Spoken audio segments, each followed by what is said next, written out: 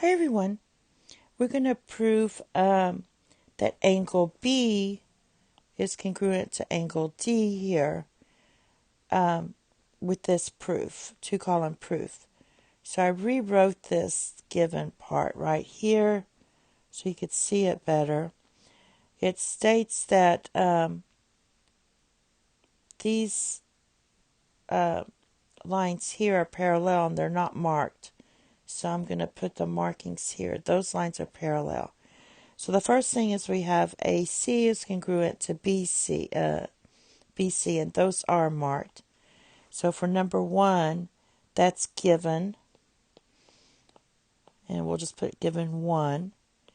And then we also know that they write down the statement for us that ACB,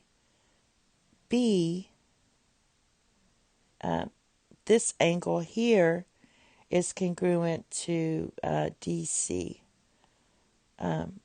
E. So that's from your vertical angle congruence postulate.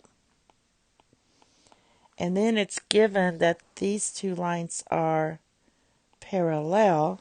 So number 3, you would write given number 2.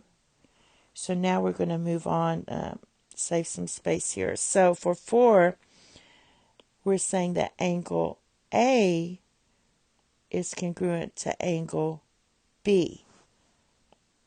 And that has to do with these are parallel lines.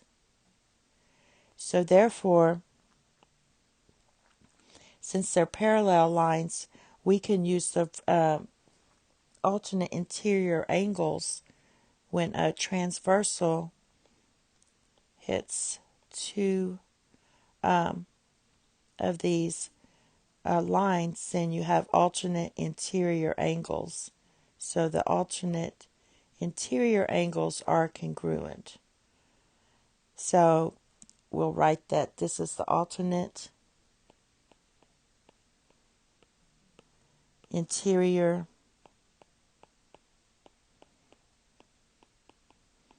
angles theorem. And now we know the triangles are congruent. So let's look at the triangles. Again, these aren't very good. So we have these two angles are congruent. These angles are congruent. And these two sides are congruent. So that's your angle, side, angle congruence postulate. So now we know the triangles are congruent. That means angle B is also congruent to angle D. I'll just do it in a different color, so I'll just make this orange. And that's because if you have congruent triangles, then all the parts, corresponding parts of the triangle are congruent. So that's called corresponding parts of congruent triangles are congruent. And that's it. Thank you. Have a nice day. Bye-bye.